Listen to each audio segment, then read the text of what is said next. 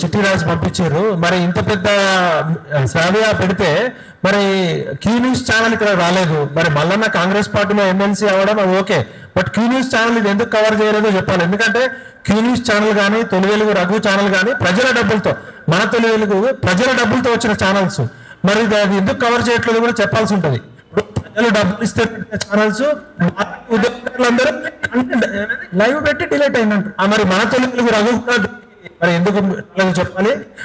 ఒకటే గుర్తుపెట్టుకోండి, YouTube channels వేరు, క్యూ న్యూస్ కానీ మన తొలి వెలుగు రఘు కొన్ని ఛానల్స్ ప్రజల డబ్బులతో పెట్టిన ఛానల్, ప్రజల ఛానల్.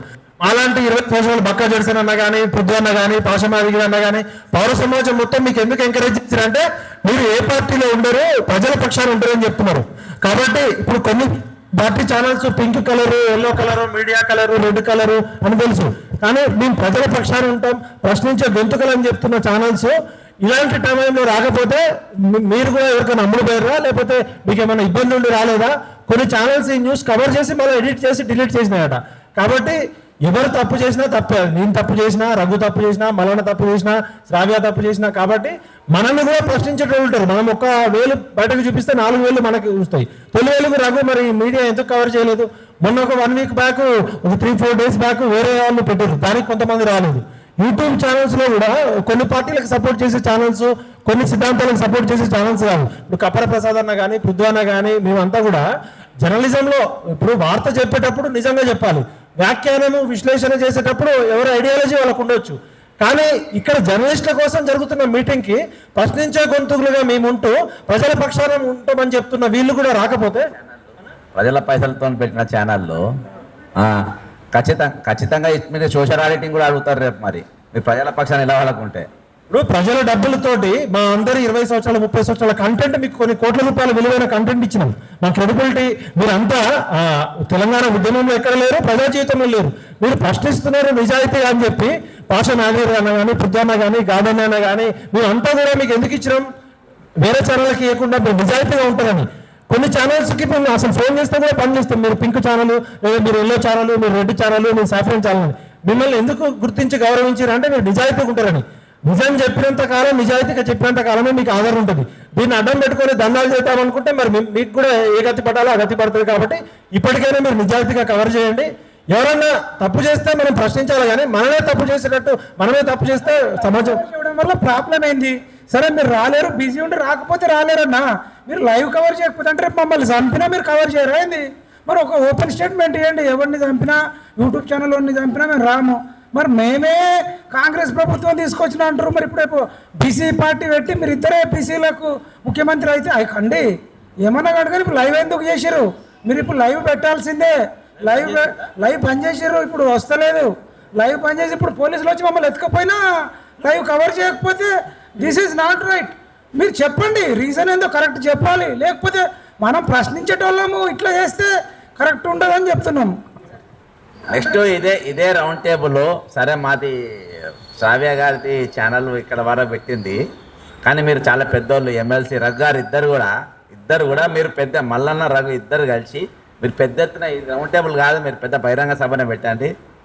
మీరు చాలా పెద్ద స్థాయి, మేమందరం మీరు కీలకమైన వ్యక్తులు, మేము ఖచ్చితంగా మీ అందరిని అటెండ్. నెక్స్ట్ ప్రోగ్రామ్ దీనికి మాత్రం యూట్యూబ్ల పైన ఏదైతే రేవంత్ రెడ్డి చర్చ చేసిండో, ప్రభుత్వం ఏమైనా చూస్తుండో దాని మీద తీర్మాన్ మల్లయ్య గారు, మన తొలి వెలుగు రఘు గారు, మీరిద్దరు కూడా కలిసి ఈ కార్యక్రమాన్ని ముందుకి మీరు నడిపియాలి. ఇక పెద్ద ఎత్తున ఒక అమ్మాయిగా నేను పెట్టినందుకు ఈగోకి పోతున్నారో నాకు తెలీదు. అంటే నేను చెప్తున్నా, నేను ఎందుకంటే సార్ అట్లా కాదు సార్, వినండి నా బాగా నేను చెప్పుకుంటున్నానండి. నేను అన్ని ఛానల్స్ అంటే నేను ఇన్ని రోజులు ఎదురు చూసిన రేవంత్ రెడ్డి వ్యాఖ్యలు చేసిన తర్వాత మల్లన్ననే ఇనిషియేటివ్ తీసుకుంటారు, లేకపోతే రఘు ఇనిషియేటివ్ తీసుకొని పెడతారు అనుకున్నా. వాళ్ళు ఎవరు కూడా పెట్టలే. సో వాళ్ళు ఎవరు కూడా పెట్టకపోతే అప్పుడు నేను ఇనిషియేటివ్ తీసుకొని ప్రభుత్వానికి సీనియర్ జర్నలిస్టుల వాయిస్లు వినపడాలి, యూట్యూబ్ ఛానల్స్ మనుగడ బతకాలన్న ఉద్దేశంతోనే ప్రసాద్ అన్న లాంటి వాళ్ళని పిలిచి యూట్యూబ్ ఛానల్స్ మనుగడ బతకాలని అందరి యూట్యూబ్ ఛానల్స్కి ఆహ్వానం పంపించి అందరినీ ఇన్వాల్వ్ చేయడం నా ప్రయత్నం. ఈ రోజున అందరూ వచ్చినారు, ఈ ప్రోగ్రామ్ని సక్సెస్ చేస్తున్నారు, అద్భుతమైనటువంటి వ్యాఖ్యలు మాట్లాడారు. ఎందుకంటే ఈ మాత్రం కూడా ప్రశ్నించకపోతే అసలు యూట్యూబ్లో తెలంగాణ లేకుండా చేస్తారని కొంతమంది సవాల్ ఇచ్చడం జరిగింది. సో అందుకని దానికోసమే అత్యవసర పరిస్థితిలో రౌండ్ టేబుల్ చర్చ అనేది ఇక్కడ తీసుకురావడం జరిగింది. ఎవరు పెట్టారనేది కాదు, అందరు ఐకమత్యంతో ముందరికి వెళ్ళడం అనేది ఇక్కడ చాలా ఇంపార్టెంట్ అని మరొకసారి తెలియదు. ప్రజల పక్షాన లేకపోతే అది ఏ ఛానల్ అయినా మేము తెలంగాణ జర్నలిస్టులము లేకపోతే తెలంగాణ ఉద్యమకారుల కొంతమంది దోషులుగా ప్రకటించాల్సి వస్తుంది. గతంలో తెలంగాణ ద్రోహుల్ని ప్రకటించినాం మరి, కాబట్టి మీరు కూడా పొరపాటున జరుగుండొచ్చు, లేకపోతే టెక్నికల్ మిస్టేక్ కావచ్చు, లేకపోతే కావాలని రాకపోవచ్చు. ఛానల్లో పెట్టి డిలీట్ చేయడం అంటే అది మీరు వివరణ ఇచ్చుకోవాలి. లేకపోతే ప్రజల డబ్బులతో, ప్రజల కంటెంట్తో ప్రజల నుంచి మీరు ఎదిగిర్రు కాబట్టి మీరు బాధ్యత వహించాలి, అది ఎవరైనా కావచ్చు. అది మర్చిపోతే మరి నెక్స్ట్ ప్రెస్ మీట్ మీరే పెట్టాల్సి వస్తుంది. కాబట్టి మీరు వివరణ తొలి వెలుగు రఘు, తీన్మార్ మల్లన్న కావచ్చు, ఇంకా సోషల్ మీడియాలో అన్ని డిజిటల్ ఛానల్స్ ఒక వేదిక మీదకి రావాలి. ఇప్పుడు తీన్మార్ మల్లన్న అంటే ఆయన డైరెక్ట్ కాంగ్రెస్ పార్టీ ఎమ్మెల్సీ అయిపోయింది, ఆయన అయిపోయింది. కానీ తొలి వెలుగు రఘు యూట్యూబ్లో ఆయన ఇబ్బంది పడ్డప్పుడు మనందరం సపోర్ట్ చేసినాం కదా. మరి ఇలా శ్రావ్య మీద కేసులు అయితే రఘు రాడా, మైపాల్ మీద అయితే రాడా, రేపు పొద్దున రఘు ఛానల్లో పనిచేసే వాళ్ళ మీద అయితే మనం అందరం వస్తాం కదా. కాబట్టి మనం విడిపోతే పడిపోతాం, పడిపోతే ఓడిపోతాం, కలిస్తే నిలుస్తాం, నిలిస్తే గెలుస్తాం. సరే మనలో మనకి చిన్న చిన్న ఇబ్బందులు ఉండొచ్చు, ప్రాబ్లమ్స్ ఉండొచ్చు, కానీ ఎవరైనా కూడా నిజాన్ని చెప్పేటోళ్ళు యూట్యూబ్లో నిజాయితీగా పనిచేసి, ఇప్పుడు మనం వంటలక్కల ఛానల్కో లేకపోతే వేరే ఛానల్స్ కోసం మనం చేయట్లేదు కదా. ఎవరైతే ప్రభుత్వాలను ప్రశ్నిస్తారో వాళ్ళకు మేమే కొట్లాడుతున్నాం. కప్ర ప్రసాద్ అన్న దీనికి ఒక ఫైనల్గా ఒక 2 నిమిషాలు చెప్పాల్సిన బాధ్యత ఉంది. ఇప్పుడు మల్లన్న జైల్లో ఉన్నప్పుడు ఇదే తిరుపతి దాసరసీన నాలాంటి వాళ్ళు శ్రావ్యాలను గొంతు ఉంచుకొని ఆయన జైల్లో ఉండి టైంకి తినొచ్చు తాగొచ్చు, కానీ రోజు రోజు భయం ఎవడు ఎత్తుకపోతాడో, ఎవడు కొడతాడో, కిడ్నాప్ చేస్తాడో, లార్లతో గుర్తిస్తాడో అని భయంలో బతికినాము. ఆయన కోసం పోతే ఈయన బిడ్డలనే ఎత్తుకపోయారు. ఈయనకు మాట్లాడంగా ఒకసారి హార్ట్ అటాక్ వచ్చింది. ఇప్పుడు మాలాంటి వాళ్ళని పోలీసులు ఎత్తుకపోతే కూడా నోరు తెరవని మల్లన్న నేను నంబర్ 1 మొత్తం నేనే పొడగొట్టిన అని చెప్తావు. ఇప్పుడు రావా, అడగొద్దా? మనం అన్ని ప్రశ్నలు అందరిని అడగాల, నన్ను మాత్రం ఎవరు అడగొద్దు.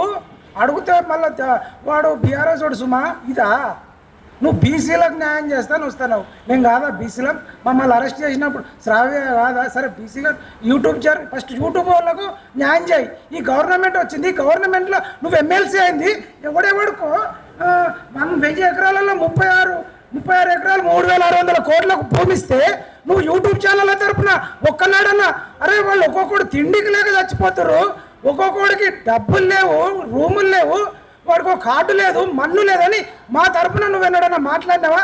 కనీసం ఈరోజు ప్రెస్ మీట్ కన్నా వచ్చినావా? లేకు సెంట్రల్ యూనివర్సిటీకి పోయిన ఎస్సీకు ఇక్కడికి ఎందుకు రాలేవు? మరి నిరుద్యోగులు గ్రాడ్యుయేట్స్ చేస్తే నువ్వు గ్రూప్ 2 వాళ్ళ తరపున, డిఎస్సి వాళ్ళ తరపున కూడా రాలే. మరి వాళ్ళ తరపున కొట్లాడంటే బీసీ అంటున్నావు, సరే కొట్లాడు. మరి ఇక్కడికి ఎందుకు రాలేవు? మరి నీ ఛానల్ ఎందుకు రాలే? సుదర్శన్ గౌడ్ అన్నను ఎందుకు పంపించలే? శ్యామ్ అన్నను ఎందుకు పంపించలే? అందులో ఎంతోమంది పనిచేసిన వాళ్ళు వీళ్ళు ఎందుకు పంపించలే? క్యూ న్యూస్ నుంచి మన తొలివేలకు రగన్న మీరు కూడా ఇప్పుడు రేపు పోలీసు వాళ్ళు వచ్చి ఇక్కడ ఎత్తుకపోతారన్నా మాకు భయం వేస్తుంది. రేవంత్ రెడ్డి వ్యాఖ్యల కంటే మీరు అసలు టైంలో హ్యాండ్ ఇస్తారేమో అని భయం వేస్తుంది. మరి మేము కొట్లాడాలన్నా వద్దా?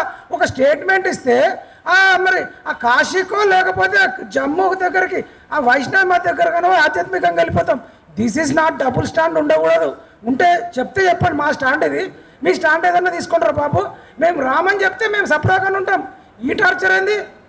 ఖచ్చితంగా దీనికి రేపు భవిష్యత్తులో మీరు రాకపోతే వీళ్ళందరూ కలిసి మళ్ళీ ఒక ప్రెస్ మీట్ పెడతాంటారు. మీ ఇద్దరు ఆధ్వర్యంలోనే జరగాల్సిన అవసరం ఉంది. తిరుపతి కూడా మరి మల్లన్నను అభిమానిస్తాడు అడుగుదాం అన్నా కదా. నేను ఏమంటే వాళ్ళు మే ప్రజల పక్షం అని చెప్తే మనం కూడా నమ్మితే ఎట్లా? వాళ్ళు పదవి పక్షం నమ్మకం అంటారు. ఇప్పుడు వాళ్ళు మేము ప్రజల పక్షం అని చెప్తే నమ్మేటోడు నమ్మేవాడు, వాళ్ళు పదవి పక్షం అని మన అందరికీ తెలుసు. కొట్లాడింది పదవి కోసం, పదవి వచ్చింది, పదవి వచ్చిన తర్వాత మళ్ళీ కొట్లాడాల్సిన అవసరం లేదనిపించింది ఆయనకి. మళ్ళీ పదవి అవసరమైనప్పుడు వచ్చి కొట్లాడతారు.